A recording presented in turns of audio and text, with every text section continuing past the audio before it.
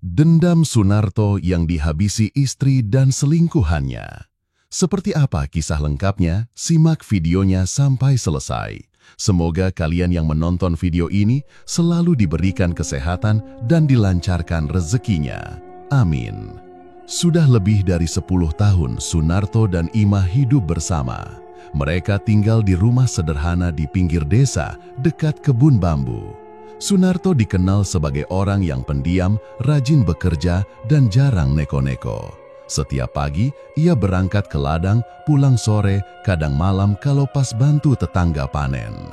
Imah, istrinya, dulu orangnya kalem, pakaiannya juga biasa aja, gak suka dandan.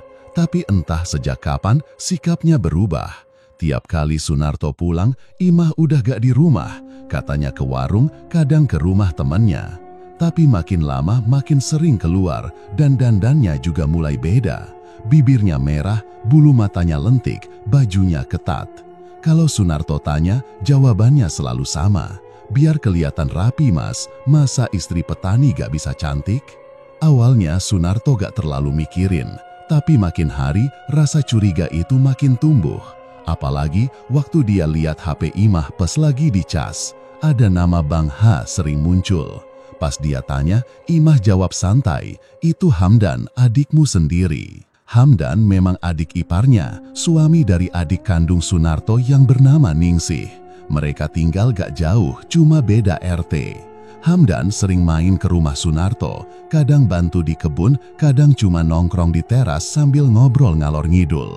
Tapi yang bikin Sunarto gak tenang, Hamdan juga makin sering datang saat Sunarto gak ada di rumah. Ningsih, adik Sunarto, sebenarnya perempuan baik, lembut, sopan, dan rajin bantuin ibu-ibu PKK. Tapi akhir-akhir ini dia juga sering kelihatan murung. Beberapa kali Sunarto lihat matanya sembab. Dia sempat mau tanya, tapi Ningsih cuma bilang lagi banyak pikiran. Suatu malam, Sunarto pulang agak cepat dari kebun karena hujan deras. Bajunya basah kuyup, tubuhnya dingin. Tapi waktu masuk rumah, ia malah lihat pemandangan yang bikin jantungnya berdegup lebih cepat dari biasanya. Imah lagi duduk di ruang tamu, rambut masih basah habis keramas, dan di depannya, Hamdan. "Loh, mas pulang cepat?" tanya Imah gugup sambil berdiri. Hamdan ikut berdiri, senyumnya kaku. "Aku tadi numpang berteduh mas, kebetulan lewat sini." Sunarto gak ngomong apa-apa, dia cuma ngangguk pelan langsung masuk ke kamar. Di balik pintu, tangannya mengepal. Dia bukan orang yang gampang marah, tapi kejadian itu terus terbayang di kepalanya. Keesokan harinya, Sunarto coba ngobrol sama Ningsih. Di teras rumah, mereka duduk berdua sambil minum teh hangat. Awalnya obrolan mereka biasa aja, tapi pas Sunarto mulai tanya soal Hamdan, Ningsih langsung menunduk. "Aku cuma mau tahu, Hamdan sering ke rumah waktu aku gak ada, itu emang kamu yang suruh?" tanya Sunarto pelan. Ningsih diam cukup lama sebelum menjawab.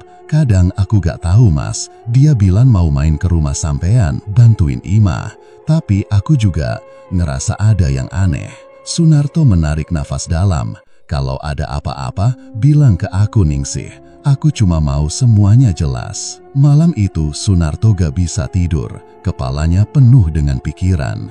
Dia tahu gak baik suuzon sama istri sendiri, tapi semua tanda-tanda itu kayak potongan puzzle yang mulai nyatu. Tatapan Imah ke Hamdan yang dulu gak pernah ada, sikap Hamdan yang makin akrab padahal bukan muhrim, dan Ningsih yang mulai tertutup. 3 hari kemudian, kejadian ganjil kembali terjadi. Sunarto pulang agak malam karena bantu tetangganya panen jagung. Sampai rumah, pintu terkunci. Dia ketuk beberapa kali, gak ada jawaban. Dia panggil-panggil nama Imah, tetap sepi.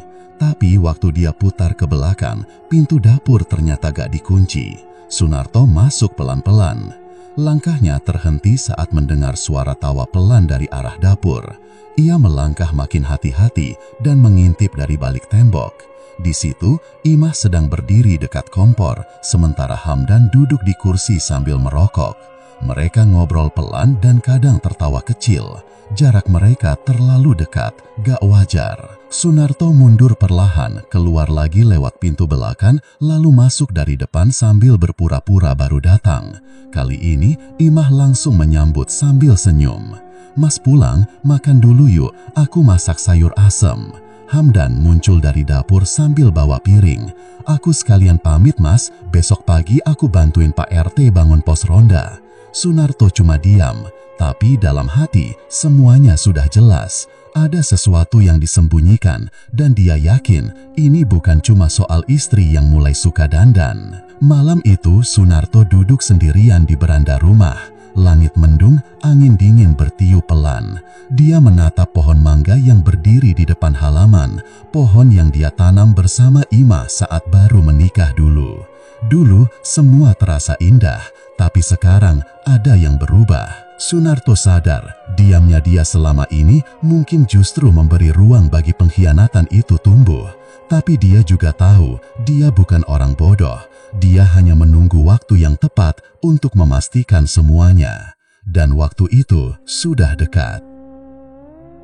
Beberapa minggu terakhir, Ningsih merasa ada yang aneh sama suaminya, Hamdan. Biasanya laki-laki itu pulang sore, habis maghrib sudah di rumah. Tapi sekarang sering baru pulang malam, bahkan pernah sampai tengah malam. Alasan yang dia kasih pun selalu berubah-ubah. Kadang bilang bantu teman, kadang rapat warga, kadang ke rumah orang tua. Tapi Ningsih tahu gak semuanya masuk akal. Pernah suatu malam, Ningsih coba hubungi Hamdan lewat HP, tapi gak diangkat. Pas akhirnya pulang, Hamdan bilang HP-nya kehabisan baterai. Tapi anehnya, pas di-charge, HP itu langsung nyala tanpa perlu diisi lama. Ningsih cuma diam, tapi rasa curiga mulai tumbuh di kepalanya. Siangnya, Ningsih coba ngobrol sama tetangga depan rumah. Dari situ, dia tahu kalau sore itu Hamdan gak kelihatan di sekitar. Malah katanya, ada yang lihat motor Hamdan parkir di dekat rumah kakaknya, Sunarto. Loh, bukannya Sunarto gak di rumah? Tadi katanya ke pasar dari pagi, gumam Ningsih dalam hati. Di sisi lain, Sunarto juga mulai menjalankan rencananya diam-diam. Sejak kejadian malam waktu dia pulang dan lihat Hamdan di dapur, Sunarto gak tinggal diam. Dia tahu langsung marah cuma akan bikin ribut, belum tentu juga ada pengakuan. Jadi, dia pura-pura cuek, tapi mulai memperhatikan gerak-gerik Imah dan Hamdan lebih dekat. Suatu malam, Sunarto sengaja berpura-pura tidur lebih awal. Dia matikan lampu kamar, lalu baring di tempat tidur menghadap ke dinding. Perlahan, pintu kamar terbuka, langkah kaki pelan terdengar dari arah ruang tengah. Sunarto tahan napas, membiarkan matanya setengah tertutup, pura-pura pulas. Dari celah pintu yang sedikit terbuka, dia bisa melihat bayangan dua orang di ruang tamu. Satu duduk di kursi, satu lagi berdiri dekatnya. Suara mereka pelan, hampir seperti bisik-bisik, tapi sesekali terdengar tawa kecil. Lalu, yang paling membuat dada Sunarto sesak, bahu Imah tampak bersandar ke Hamdan. Jarak mereka gak wajar. Sunarto menahan amarah, tangannya menggenggam selimut kuat-kuat, tapi ia tetap diam. Ia tahu belum saatnya konfrontasi. Keesokan harinya, Sunarto izin gak ke ladang. Dia bilang lagi gak enak badan. Padahal tujuannya jelas, dia ingin tahu apa yang terjadi saat dia biasanya pergi. Imah tampak gelisah saat tahu Sunarto bakal seharian di rumah. Ia beralasan mau ke rumah Bu RW bantu masak buat acara arisan. Tapi sampai sore, Imah gak pulang. Sunarto keluar, duduk di kursi depan rumah sambil memperhatikan jalan. 1 jam, 2 jam, belum ada tanda-tanda Imah. Lalu, sekitar jam 5 sore, dari kejauhan terlihat sosok perempuan dengan jaket merah, naik motor boncengan sama seorang pria. Sunarto mengenali motornya, itu motor Hamdan. Dia buru-buru masuk rumah, pura-pura gak lihat apa-apa, tapi dalam hati, amarahnya udah menggelegak. Malam itu, dia duduk lama di belakang rumah, mengingat-ingat semua kejadian aneh selama ini. Semuanya mulai masuk akal. Besoknya, Sunarto menyuruh temannya, Pak Dudung, yang kerja di toko elektronik untuk bantuin masang kamera kecil di dapur dan ruang tamu. Gak banyak yang tahu, tapi Sunarto punya tabungan kecil hasil panen yang dia simpan diam-diam. Dari situlah dia beli alat rekam kecil yang bisa disambung ke HP-nya. Selama beberapa hari, Sunarto pantau rekaman itu diam-diam.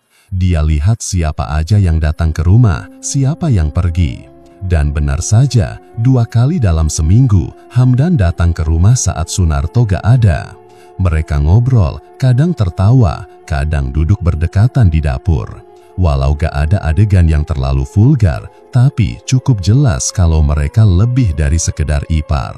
Di malam keempat, Sunarto akhirnya dapat rekaman yang bikin dia tak bisa tidur.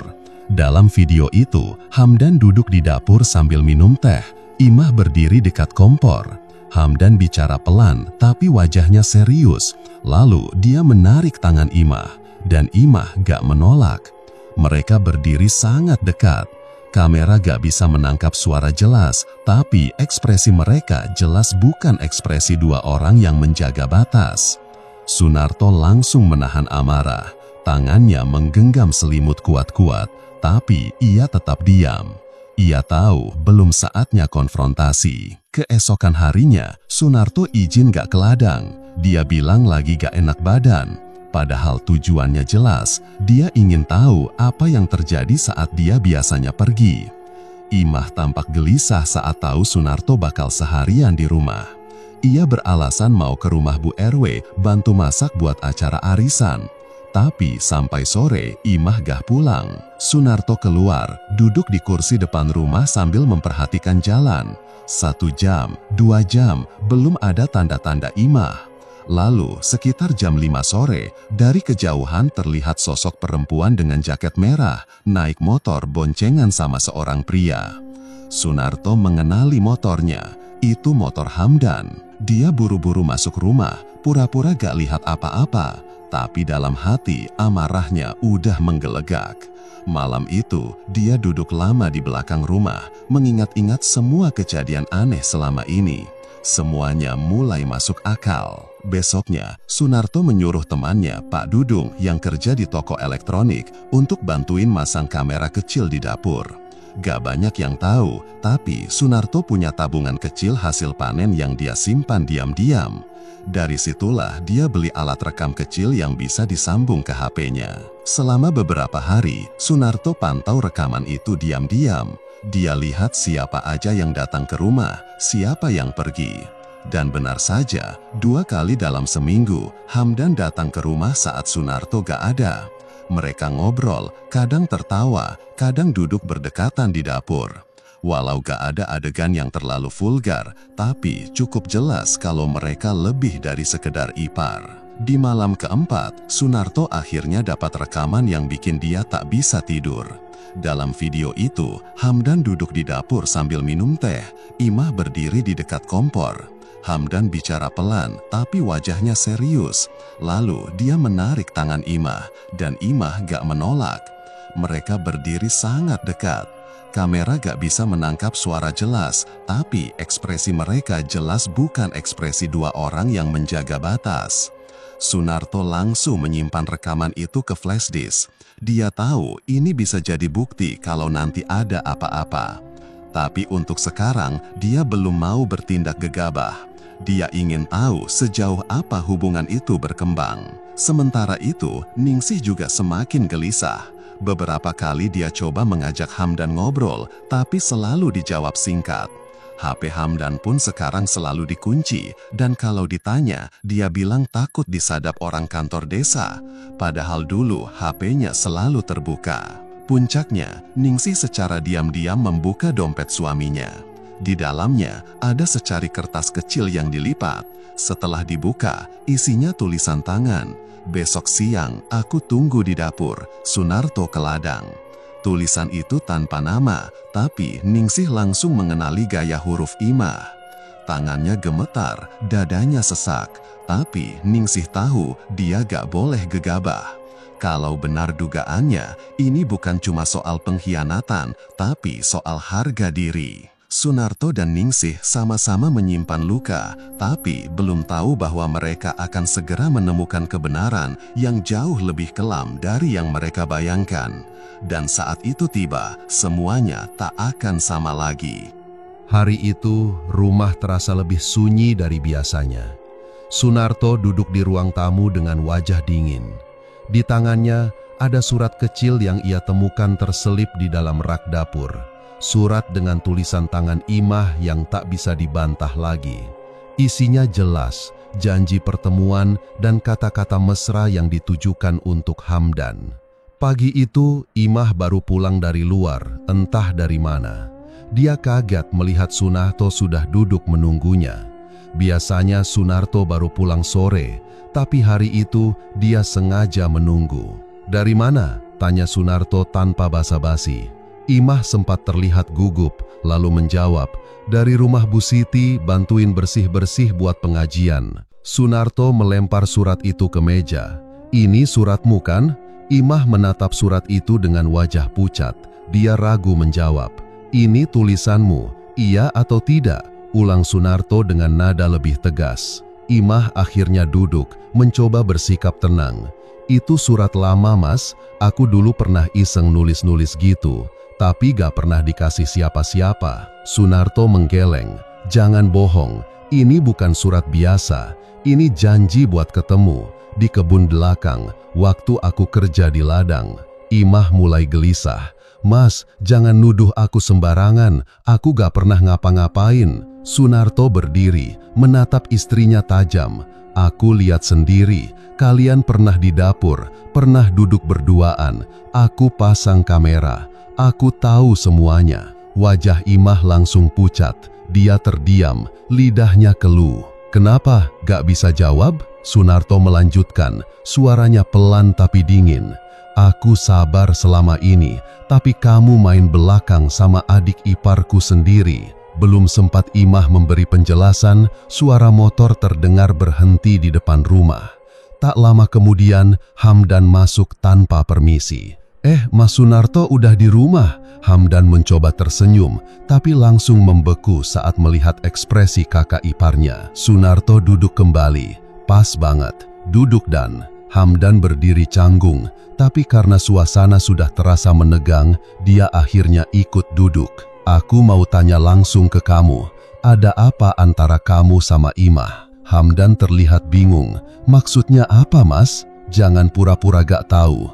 Aku udah punya bukti, surat, video, dan kesaksian tetangga. Kalau kamu jujur sekarang, aku masih bisa pikirin jalan keluarnya baik-baik." Hamdan menarik napas panjang. Matanya sempat melirik Imah. Lalu dia menjawab, "Mas, aku gak ngerti apa yang Mas maksud. Aku cuma bantu Imah, gak ada apa-apa." Sunarto tersenyum miring. "Bantu ngobrol mesra di dapur, bantu peluk-pelukan di belakang rumah, bantu terima surat cinta juga." Hamdan langsung berdiri. "Kalau Mas nuduh aku macam-macam, aku bisa malu di kampung ini. Hati-hati Mas, jangan main sebar fitnah." "Fitnah?" Sunarto berdiri, menatapnya dari dekat. "Kalau aku mau, surat dan videonya tinggal aku kasih ke Pak RT. Mau kamu bilang apa nanti?" Hamdan mulai panik. "Mas, jangan main kasar. Kalau sampai keluar, bukan cuma aku yang kena. Mas juga bakal malu. Orang-orang pasti tanya, kok bisa istrimu direbut ipar sendiri? Mas siap ditertawakan orang sekampung." Kata-kata Hamdan itu seperti menyiram bensin ke bara. Sunarto mengatup rahangnya kuat-kuat, tapi dia masih bisa menahan diri. Imah hanya duduk diam, tak lagi membela Hamdan. Rasa takut mulai menguasai dirinya. Ia tahu semuanya sudah terbongkar. Hamdan mengatakan tegas ke Hamdan, "Mulai sekarang, kamu jangan pernah datang ke rumah ini lagi. Kalau masih nekat, aku gak tahu bakal ngapain." Hamdan menatap Imah sebentar, lalu berjalan keluar, tanpa kata. Suasana di dalam rumah tetap tegang, bahkan setelah kepergiannya. Sementara itu, di rumah sebelah, Ningsih diam-diam mulai menyusun potongan-potongan kejadian. Beberapa hari terakhir, dia perhatikan perubahan di wajah Imah. sikap aneh Hamdan, dan ketegangan di rumah kakaknya. Ia merasa ada sesuatu yang besar sedang terjadi. Tanpa banyak bicara, Ningsih mulai menyelidiki. Dia datang ke rumah Bu Asnah, tetangga yang suka duduk di warung pinggir jalan. Dari obrolan ringan, Bu Asnah tanpa sadar menyebut, itu Imah sering ya boncengan sama Hamdan, katanya ke pasar, tapi sering juga pulangnya sore banget. Ningsih berpura-pura kaget. Oh ya, soalnya di rumah bilangnya beda. Nah loh, ya saya sih cuma lihat, tapi beberapa kali juga mereka duduk di belakang rumah, kayak ngobrol lama banget, tambah Bu Asnah santai. Setelah pamit, Ningsih pulang dengan perasaan campur aduk. Hatinya remuk, ia tak menyangka pengkhianatan itu benar-benar terjadi. Suaminya sendiri dengan istri kakaknya. Di kamarnya, Ningsih membuka kembali surat kecil yang pernah ia temukan. Kali ini, ia tak ragu lagi. Bukti sudah terlalu banyak, dan dia harus melakukan sesuatu. Malam itu, Sunarto duduk sendirian di beranda. Tatapannya kosong. Di tangannya, flash disk kecil berisi semua rekaman. Imah di dalam rumah, tak berani keluar. Sejak sore tadi, dia hanya menangis di kamar. Tak ada lagi yang bisa dia sembunyikan. Sunarto tahu, kepercayaan yang rusak gak bisa dibetulin dalam sehari. Dan luka yang ditinggalkan oleh orang yang paling dekat, justru yang paling sulit disembuhkan. Tapi, ia belum selesai. Pengkhianatan seperti ini gak bisa didiamkan. Dan Sunarto yakin ini baru permulaan. Sunarto sudah bulat tekad. Setelah semua yang terjadi, dia ingin meninggalkan Imah. Rencananya, minggu depan dia akan pergi ke rumah saudaranya di luar kota, mulai hidup baru. Dia sudah titip pesan ke temannya untuk jual ladang, walau hasilnya belum seberapa, yang penting bisa buat modal pergi. Selama seminggu terakhir, Sunarto memilih diam. Ia jarang bicara dengan Imah dan tidur pun di ruang tengah. Imah tahu suaminya sudah beda, tapi dia juga mulai gelisah. Dia tahu kalau Sunarto benar-benar pergi, semua bisa terbongkar. Aibnya bakal terbuka kemana-mana. Apalagi Sunarto punya rekaman dan surat. Sementara itu, Hamdan juga makin jarang pulang ke rumah. Ningsih sudah terang-terangan diam tak bicara dengannya. Hamdan merasa tertekan dan dia mulai mendesak Imah untuk segera menyelesaikan urusan mereka. Kalau dia pergi, habis sudah kita. Rekaman itu bisa nyebar, kata Hamdan saat mereka bertemu diam-diam di kebun dekat sawah. Aku juga mikir itu, kita gak bisa nunggu dia buka mulut. Dia harus dihentikan, jawab Imah, suaranya bergetar. Hamdan lalu mengeluarkan plastik kecil dari sakunya. Ini racun tikus, campur aja sedikit di makanannya. Gak langsung mati, tapi cukup bikin dia lemas. Sisanya kamu bisa atur. Imah ragu, tapi akhirnya menerima bungkus itu. Malam itu, suasana rumah terasa sunyi. Sunarto duduk di ruang tengah sambil minum kopi, menulis sesuatu di buku kecilnya.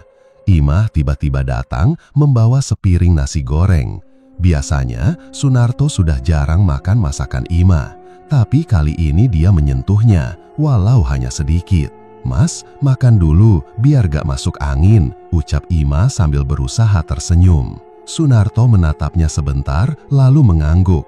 Ya udah, taruh aja di meja. Imah menunggu sebentar, melihat Sunarto mulai makan. Setelah itu, ia masuk ke dapur, pura-pura sibuk cuci piring, tapi sesekali mengintip dari balik pintu. 10 menit kemudian, Sunarto mulai merasa aneh. Kepalanya berat, perutnya mual. Ia berdiri pelan, mencoba berjalan ke kamar mandi, tapi tubuhnya mulai limbung. Imah langsung mendekat, pura-pura kaget. Mas, kenapa? Sunarto terbatuk keras, lalu bersandar ke tembok.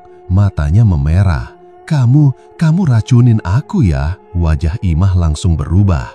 Ia tahu sudah ketahuan, tapi Sunarto masih bisa berdiri, walau lemas. Ia berjalan tertatih ke pintu, mencoba membuka pintu depan. Mas, mau kemana? Imah berteriak panik. Aku harus keluar dari sini. Orang-orang harus tahu kamu sama Hamdan. Imah mendekat, menarik tangannya. "Mas, udah diam, jangan bikin ribut." Sunarto menepis, tapi tenaganya lemah. Ia jatuh duduk di lantai. Imah langsung menutup pintu lalu berdiri di depannya. Nafasnya memburu, tangannya gemetar. Ia sadar racunnya gak cukup buat bikin Sunarto mati saat itu juga. Sunarto mencoba berdiri lagi. "Aku masih hidup, Mah. Kamu pikir racun itu cukup? Aku udah siap semua. Semua udah aku simpen di flash disk." Imah kalap. "Flash disk apa? Di mana?" "Gak bakal kamu temuin." Dengan sisa tenaga, Sunarto mencoba lari ke kamar, tapi Imah mengejarnya. Ia menarik rambut Sunarto dari belakang, lalu menjatuhkannya ke lantai. Mereka bergumul. Sunarto sempat memukul tangan Imah, tapi Imah sudah kehilangan kendali. Ia meraih bantal yang ada di lantai, menekannya ke wajah suaminya. Sunarto waronta, kakinya menendang-nendang, tangannya mencakar, tapi Imah menekan makin kuat. Nafas Sunarto makin berat, tangannya melemah, matanya perlahan-lahan menutup. Beberapa menit kemudian, Sunarto tak bergerak. Imah masih di atas tubuhnya, terengah-engah, tangannya basah oleh keringat. Ia menjauh perlahan, melihat wajah Sunarto yang tak lagi bernyawa. Tangisnya pecah, tapi bukan karena menyesal, lebih karena ketakutan. Ia tahu tak ada jalan kembali. 1 jam kemudian, Hamdan datang lewat pintu belakang. Wajahnya panik saat melihat tubuh Sunarto tergeletak di lantai. "Kaku, kamu beneran bunuh dia?" tanya Hamdan pelan. Imah cuma mengangguk sambil menangis di sudut ruangan. "Flash disknya di mana?" tanya Hamdan lagi. "Gak tahu, dia bilang udah disimpan, mungkin dikasih ke orang." Hamdan memaki pelan. Ia langsung memeriksa lemari, rak buku, dan laci, tapi tidak menemukan apa-apa. "Kita harus beresin ini, mayatnya harus dibuang. Kalau orang-orang tahu, kita habis," ucap Hamdan serius. Imah hanya diam. Ia masih syok, tapi ia tahu tak ada pilihan lain. Di luar rumah, malam makin gelap. Angin bertiup pelan, membawa hawa dingin yang merayap ke tulang. Di balik pohon mangga dekat pagar, sepasang mata memperhatikan rumah itu diam-diam. Ningsih. Dia curiga sejak tadi sore saat melihat Hamdan masuk rumah Sunarto diam-diam. Nalurinya mengatakan ada yang gak beres. Saat lampu rumah tiba-tiba mati sebentar dan terdengar suara ribut-ribut dari dalam, Ningsih langsung mendekat. Apa yang akan ia temukan malam itu akan mengubah segalanya. Langit masih gelap waktu Hamdan dan Imah menggotong tubuh Sunarto keluar lewat pintu belakang. Mereka memakai terpal biru buat membungkus mayat, lalu menariknya pelan-pelan ke arah sumur tua di belakang rumah. Sumur itu sudah lama nggak dipakai. Tutup kayunya sudah rapuh dan rumput liar menjalar ke sekitarnya. Hamdan sempat berhenti, menarik napas panjang. "Kita nggak punya pilihan lain." Imah cuma mengangguk. Tangannya gemetar waktu dia pegang tali pambang buat buka tutup sumur. Tanpa banyak kata, mereka buka penutupnya dan dengan hati-hati menurunkan tubuh Sunarto ke dalam. Bunyi gedebuk terdengar pelan waktu tubuh itu jatuh ke dasar sumur yang kering. Imah langsung menutup mulutnya. Hatinya berdebar keras, bukan karena takut ketahuan, tapi karena benar-benar merasa mayat itu masih ada di sekitarnya. Setelah itu, Hamdan ambil beberapa batu besar dan karung tanah buat nutupin mayat di dalam sumur. Ia berusaha cepat sebelum matahari terbit. Kalau orang tanya, kita bilang aja Sunarto pergi, stres, kabur, entah kemana. Orang juga tahu hubungan kalian udah renggang, ucap Hamdan sambil merapikan sisa tanah di mulut sumur. Imah cuma bisa mengangguk. Keesokan paginya, warga mulai curiga karena Sunarto nggak kelihatan. Biasanya dia ikut ke sawah pagi-pagi atau nongkrong sebentar di warung depan. Tapi hari itu dan keesokan harinya, dia nggak muncul. Imah dengan santai bilang ke beberapa tetangga bahwa Sunarto pergi keluar kota karena lagi ada urusan penting. Katanya lagi bingung, banyak pikiran, dan pengen menyendiri.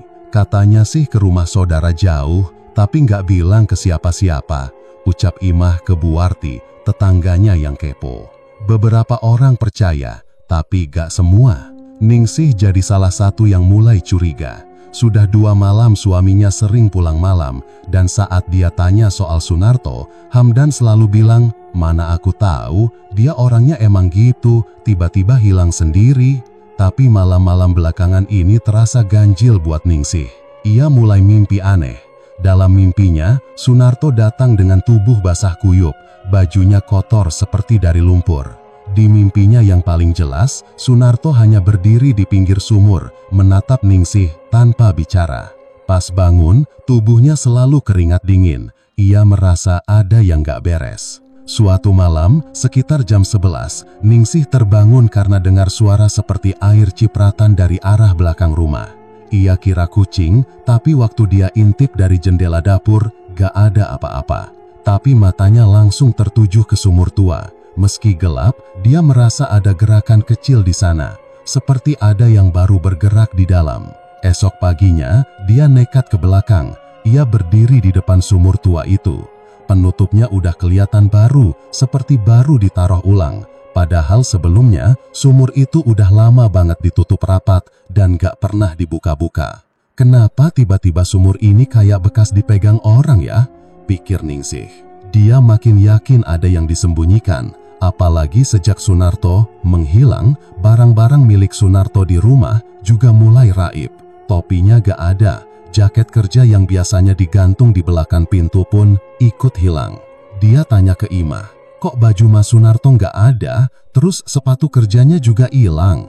Imah jawab enteng, "Mungkin dibawa waktu pergi, dia sempat masuk kamar malam sebelum pergi." Tapi jawaban itu gak masuk akal buat Ningsih. Ia tahu kakaknya orang yang rapi, kalau pergi pasti pamit, apalagi kalau niatnya lama. Ningsih pun mulai buka kembali buku catatan kecil milik Sunarto yang dulu sempat ia temukan di kamar tamu. Di halaman terakhir, ada tulisan tangan yang seperti tergesa-gesa. "Kalau aku kenapa-kenapa, cari di belakang rumah." Kunci semuanya ada di flash disk biru. Ningsih langsung gemetar. Ia belum tahu persis maksudnya apa. Tapi jelas, ini ditulis sebelum sesuatu terjadi ke Sunarto. Hari berikutnya, suara dari sumur makin sering terdengar. Ningsih sempat cerita ke tetangga, tapi kebanyakan anggap itu cuma perasaan atau halusinasi. Tapi malam keempat setelah Sunarto hilang, kejadian paling mengerikan terjadi. Ningsih terbangun sekitar jam 2 pagi karena mendengar pintu belakang berderit. Padahal, dia yakin sudah menguncinya. Dia turun pelan-pelan dari ranjang, jalan menuju dapur. Angin dari luar masuk, membuat tirai dapur melambai pelan. Pas dia buka tirai itu, dia lihat pintu sumur terbuka. Dan di tanah sekitar sumur, ada jejak kaki basah menuju pintu belakang rumah. Ningsih langsung menjerit pelan dan menutup pintu. Ia lari masuk ke kamar, mengunci diri, badannya gemetar. Besok paginya, dia ceritakan semua ke Bu Asna, tapi seperti biasa, tanggapannya meremehkan. "Mimpi kali Ningsih, udah jangan pikir yang aneh-aneh," kata Bu Asna sambil menyesap kopi. Tapi Ningsih gak tinggal diam, ia nekat mencari flash disk yang dimaksud Sunarto. Ia periksa kembali rak buku di ruang tamu rumah Sunarto, laci kamar, dan belakang lemari. Setelah berjam-jam, ia menemukan benda kecil terselip di celah dinding lemari kayu. Sebuah flash disk warna biru. Ia langsung simpan baik-baik. Belum tahu isinya apa, tapi Ningsih yakin ini kunci jawaban dari semuanya. Malam harinya, Hamdan mulai merasa gelisah. Ia mengajak Imah bicara di kebun dekat rumah. "Kamu yakin gak ada yang tahu?" tanya Hamdan. Imah menjawab sambil melirik ke arah rumah Ningsih. "Gak tahu, tapi aku merasa Ningsih curiga. Dia suka liatin aku belakangan ini." Hamdan mencengkeram tangannya. "Kalau dia nemu sesuatu, habis kita.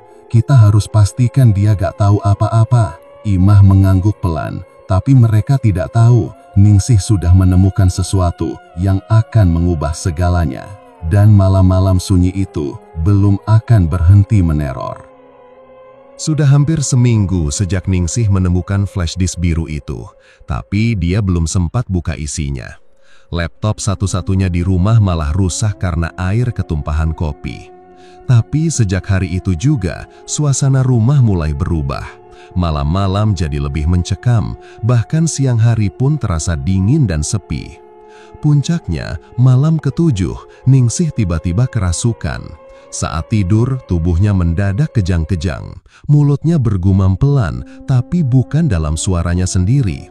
Matanya terbuka lebar, menatap langit-langit kamar, dan dari mulutnya keluar kalimat yang membuat bulu kuduk Siti, tetangga sebelah, berdiri. "Sumur, gali, di belakang rumah, aku belum tenang." Siti yang saat itu sedang menginap karena Hamdan pergi keluar desa langsung panik.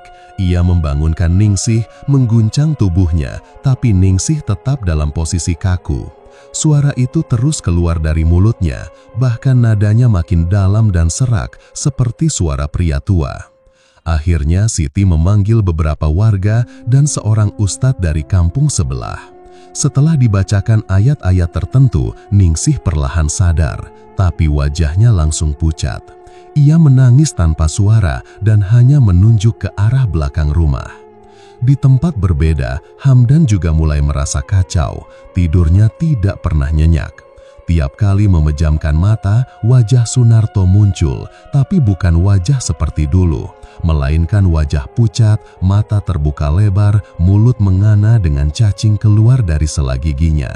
Di mimpi itu, Sunarto selalu berdiri di ujung sumur, memanggil Hamdan pelan. "Turun Dan, tempatmu di sini." Hamdan sering terbangun dengan keringat dingin dan napas tak teratur. Suatu malam, dia bahkan melihat sosok bayangan duduk di pojok kamar. Ia pikir itu cuma halusinasi, tapi waktu dia pegang sajadah yang biasa dipakai Sunarto dan tersimpan di lemari, sajadah itu basah, seperti baru dicuci, padahal nggak pernah disentuh sejak Sunarto hilang. "Gue nggak tahan lagi," gumam Hamdan sendiri. Ia mulai takut tinggal di rumah sendiri. Bahkan, dia enggan lagi datang ke rumah Imah. Sementara itu, Imah makin gak karuan. Setelah kejadian kerasukan Ningsih, Imah berubah jadi penakut. Ia gak mau tidur malam, lampu rumah dinyalakan terus. Kadang, dia duduk sendiri di sudut dapur sambil melamun. Suatu malam, Imah mendengar suara ketukan dari arah sumur. Tok, tok, tok. Pelan api berulang. Awalnya dia abaikan, tapi makin lama makin keras, sampai suara itu seperti orang menggedor pintu. Imah menjerit, ia lari ke dalam kamar dan mengunci diri. Tapi suara ketukan itu nggak berhenti, bahkan suara bisikan mulai terdengar. "Imah, aku belum mati, aku cuma tidur." Besoknya, warga nemu Imah duduk di teras rumah, matanya kosong, bibirnya pecah-pecah, bajunya lusuh dan kotor, seperti nggak mandi berhari-hari. Waktu Bu Warti tanya, "Imah, kamu kenapa?" Imah hanya menjawab lirih, "Sunarto belum mati, dia masih di dalam sana, dia lihat aku tiap malam." Sejak saat itu, Imah benar-benar gak waras. Dia gak mau makan, sering ngomong sendiri, bahkan pernah melempar nasi ke sumur sambil ngomel sendiri. "Ini makanmu Narto, jangan ganggu aku lagi." Akhirnya, Ningsih gak tahan. Ia minta bantuan ustadz yang dulu datang waktu dia kerasukan. Bersama beberapa warga, mereka sepakat buat membuka sumur tua di belakang rumah Sunarto. Sebelum gali, ustadz sempat membaca doa-doa dan mempercikan air ke sekeliling sumur. Suasana jadi hening, semua orang yang hadir diam, hanya terdengar suara cangkul mengenai tanah. Tak butuh waktu lama, bau busuk menyengat mulai keluar dari dalam sumur. Beberapa warga mulai muntah. Salah satu pemuda desa yang menggali akhirnya menemukan kain lusuh berwarna gelap. Di dalamnya ada tubuh manusia yang sudah membusuk, tapi yang bikin semua orang tercengang adalah wajahnya.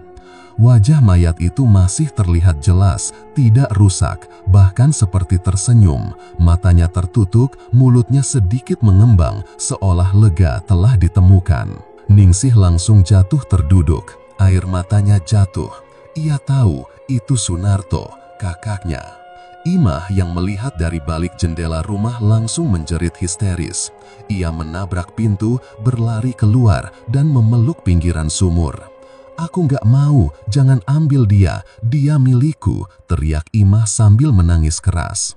Warga mencoba menahan dan menjauhkan Imah, tapi dia terus meronta, sampai akhirnya ia jatuh pingsan. Setelah jasad Sunarto diangkat dan dimakamkan dengan layak, gangguan di desa mulai mereda. Suara-suara aneh dari sumur tidak terdengar lagi.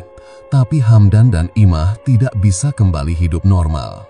Imah dibawa ke rumah sakit jiwa karena keadaannya makin parah. Ia sering berbicara sendiri dan menyebut nama Sunarto berkali-kali. Kadang tertawa sendiri, kadang menangis histeris. Hamdan kabur dari desa malam setelah pemakaman Sunarto. Gak ada yang tahu kemana dia pergi. Tapi beberapa warga bilang pernah melihatnya jalan sendirian di tengah malam ke arah hutan, seperti orang linglung. Ningsih memilih tinggal di rumah peninggalan orang tuanya. Ia masih sering bermimpi Sunarto, tapi kali ini sosok Sunarto hanya duduk tenang di teras rumah, mengenakan baju bersih, tersenyum, dan tidak berkata apa-apa. Sejak itu, Ningsih yakin arwah Sunarto akhirnya tenang. Tapi bayang-bayang dendam itu belum sepenuhnya selesai. Kabar ditemukannya mayat Sunarto cepat menyebar ke seluruh penjuru desa. Warga yang awalnya diam dan pura-pura tidak tahu, kini mulai membicarakan semuanya secara terbuka. Polisi datang ke lokasi, langsung menyegel area sumur, mengumpulkan bukti, dan membawa Imah serta Hamdan ke kantor untuk diperiksa. Imah masih dalam kondisi tidak stabil. Di kantor polisi, dia hanya diam dan tertawa-tawa sendiri. Kadang bicara pelan, menyebut nama Sunarto sambil menggenggam udara kosong. Sementara Hamdan, walaupun tampak tenang dari luar, wajahnya pucat dan tubuhnya gemetar waktu ditanya soal kejadian malam pembunuhan itu. Satu persatu bukti dikumpulkan, surat cinta, rekaman pesan suara dari flash disk yang Ningsih temukan, dan kesaksian beberapa warga yang tahu Imah dan Hamdan sering terlihat berduaan di kebun belakang. Semua mengarah ke satu kesimpulan, pembunuhan berencana. Pihak berwajib menetapkan Imah dan Hamdan sebagai tersangka. Warga desa sempat berkumpul di depan kantor polisi, tak percaya dengan apa yang selama ini mereka lihat di balik rumah tangga Sunarto yang kelihatannya baik-baik saja. Banyak yang merasa bersalah karena dulu tak ikut campur atau dia melihat tanda-tanda aneh. Beberapa hari setelah semuanya terungkap, Ningsih duduk sendiri di teras rumahnya. Ia menatap jalan setapak yang biasa dilalui Sunarto setiap pagi. Ada rasa sesak di dada. Walau dendam sudah terbalas dan kebenaran terungkap, hati Ningsih tetap tidak tenang. Rasanya seperti semua kenangan lama jadi berubah bentuk. Rumah, dapur, halaman belakang, semuanya mengingatkannya pada tragedi. Ia lalu mengambil satu tas besar, memasukkan beberapa baju, dokumen, dan sebuah bingkai foto kecil yang berisi gambar Sunarto. Di meja, ia tinggalkan kunci rumah dan selembar surat untuk tetangga yang ia percaya, Bu Warti. Dalam surat itu, Ningsih menulis bahwa ia tak sanggup lagi tinggal di desa. Terlalu banyak kenangan buruk. Ia memutuskan untuk pindah ke kota, mencari tempat baru untuk memulai hidup dari awal. Ia juga meminta agar sumur di belakang rumah Sunarto ditutup permanen dan jangan pernah dibuka lagi, apapun alasannya. Malam sebelum Ningsih pergi, ia bermimpi. Dalam mimpinya, Sunarto datang duduk di kursi bambu di depan rumah. Wajahnya tenang, tidak pucat seperti waktu ditemukan di sumur. Ia memakai baju rapi seperti biasa, tersenyum ke arah Ningsih. Tapi senyumnya pelan-pelan menghilang. Ia bicara dengan suara pelan tapi jelas terdengar. Dendamku belum selesai, Ning. Selama masih ada pengkhianatan, selama manusia masih tega saling bunuh karena cinta dan harta, aku akan tetap datang. Ningsih terbangun dengan napas berat. Ia tengok jam, masih jam 3 pagi. Udara terasa dingin. Suara jangkrik pelan terdengar dari luar, tapi entah kenapa seperti ada desiran lain dari arah sumur. Ia tidak berani keluar. Ia hanya duduk di pinggir tempat tidur sampai fajar. Pagi harinya, warga desa berkumpul di belakang rumah Sunarto. Dengan bantuan kepala desa dan ustadz, mereka melakukan penutupan sumur secara resmi. Lubang ditimbun dengan batu besar, disemen, dan diberi pagar bambu. Di depannya dipasang papan kayu bertuliskan, "Dilarang membuka atau menggali tanah ini, lokasi ini disucikan." Beberapa warga masih merasa tidak enak hati. Ada yang percaya arwah Sunarto belum benar-benar pergi, tapi sebagian besar hanya ingin melupakan tragedi ini secepatnya. Desa mulai tenang lagi, tidak ada lagi suara aneh dari sumur, tidak ada lagi teriakan imah di malam hari. Tapi suasana rumah itu tetap membuat orang enggan lewat. Bahkan anak-anak kecil pun menghindari jalur belakang dan memilih memutar saat bermain. Imah akhirnya dirawat di rumah sakit jiwa. Ia tidak bisa diadili secara hukum karena dianggap tak stabil. Tapi bagi warga, itu sudah cukup sebagai hukuman. Tubuhnya kurus, rambutnya acak-acakan, dan ia tidak pernah lagi menyebut nama Hamdan. Hamdan sendiri dipenjara dengan hukuman berat. Selama di tahanan, ia jarang bicara. Pernah suatu malam, ia berteriak dari dalam sel, mengatakan bahwa Sunarto datang mengunjunginya, duduk di sudut tembok dan memelotinya sampai pagi. Petugas jaga menganggap Hamdan mulai gila. Sementara itu, Ningsih benar-benar meninggalkan desa. Ia tinggal di rumah kos kecil di kota, bekerja sebagai penjahit rumahan. Ia tak pernah lagi memakai nama belakang keluarganya. Bagi orang-orang di tempat barunya, Ningsih hanyalah janda tanpa anak yang pendiam dan rajin. Tapi tiap malam Jumat, Ningsih selalu menyalakan lilin kecil, membaca surat Yasin, dan menaruh bunga kenangan di dekat foto Sunarto. Ia tahu kakaknya belum benar-benar pergi, tapi ia berharap setidaknya Sunarto bisa tenang. Dan setiap selesai berdoa, Ningsih selalu berbisik pelan, "Semoga tidak ada lagi pengkhianatan, Mas. Semoga dendammu tidak perlu kembali." Beberapa tahun setelah kejadian itu, desa mulai benar-benar tenang. Anak-anak kembali bermain di lapangan dekat masjid, suara kentongan malam kembali rutin terdengar, dan pasar desa pun ramai seperti biasa. Namun, rumah milik Sunarto tetap dibiarkan kosong. Rumput liar menjalar sampai menutup teras. Papan kayu yang bertuliskan larangan membuka sumur sudah mulai lapuk, tapi tak ada satupun warga yang berani menyentuhnya. Bagi penduduk sekitar, rumah itu bukan sekedar bangunan kosong, itu rumah kutukan. Imah tak pernah kembali. Di rumah sakit jiwa tempat ia dirawat, kondisinya memburuk. Ia tak bisa lagi membedakan antara mimpi dan kenyataan. Setiap malam, ia menggambar wajah Sunarto dengan arang di dinding kamarnya.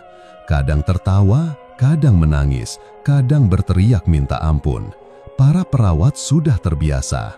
Tapi yang bikin mereka merinding, tiap malam Jumat, lukisan wajah itu selalu berubah ekspresinya. Kadang senyum, kadang marah. Tapi yang paling aneh, lukisan itu selalu muncul lagi, meskipun sudah dibersihkan. Hamdan masih mendekar di balik jeruji. Pernah ada petugas yang iseng bertanya padanya, "Apa kamu menyesal?" Tapi Hamdan hanya menatap kosong dan berkata, "Aku nggak tidur sejak malam itu." Dia berdiri di ujung sel setiap malam. Petugas itu tak pernah lagi bertanya. Ningsih hidup sederhana di kota. Ia tak pernah menikah lagi. Setiap hari ia sibuk menjahit, menanam bunga di halaman kecil kontrakannya, dan membantu tetangga. Tak ada yang tahu masa lalunya, dan ia pun tak pernah bercerita. Namun, di dalam lemari pakaiannya tersimpan satu benda yang tak pernah ia buang, bingkai foto Sunarto. Ia letakkan di tempat paling dalam, terbungkus kain putih. Suatu malam, ketika hujan turun deras dan angin berdesir kencang, Ningsih bermimpi. Dalam mimpi itu, Sunarto duduk di sampingnya, tak berkata apa-apa, hanya menatapnya. Lalu tiba-tiba ia berkata, "Kau sudah menebus bagianmu, Ning, tapi dendam belum selesai. Namaku masih disebut, jiwaku masih terpanggil." Keesokan paginya, Ningsih menggigil. Bukan karena flu, tapi karena rasa yang sulit dijelaskan, seolah angin dari sumur itu menembus sampai ke dalam tulangnya. Di desa, seorang anak muda yang baru saja pindah ke sana mulai memperbaiki rumah-rumah kosong. Ia tertarik membeli rumah tua bekas milik Sunarto karena katanya murah dan punya halaman luas. Warga sudah memperingatkan, tapi ia tak percaya. Baginya, itu hanya cerita buat nakut-nakutin anak-anak. Ia mulai membongkar atap, mengecat tembok, dan bahkan membersihkan halaman belakang. Sampai pada suatu malam, ia penasaran dan mendekati sumur yang tertutup itu. Ia mendekat, mendengar, lalu berkata, "Kalau memang ada di dalam, keluarlah." Tak lama setelah itu, anjing-anjing kampung menggonggong sepanjang malam, lampu rumah warga berkedip-kedip, dan keesokan harinya, pemuda itu ditemukan pingsan di dalam rumah. Tubuhnya dingin, matanya terbuka lebar, dan bibirnya komat-kamit menyebut satu nama, Sunarto, Sunarto, Sunarto. Warga segera menutup rumah itu kembali dan menancapkan papan baru di depan pagar. Jangan pernah panggil namanya. Dan sejak hari itu, satu aturan tidak tertulis mulai berlaku di desa. Kalau kau tak tahu kisahnya, jangan sebut nama Sunarto sembarangan. Karena dendam yang dibawa mati bisa lebih kuat dari sekedar rasa sakit.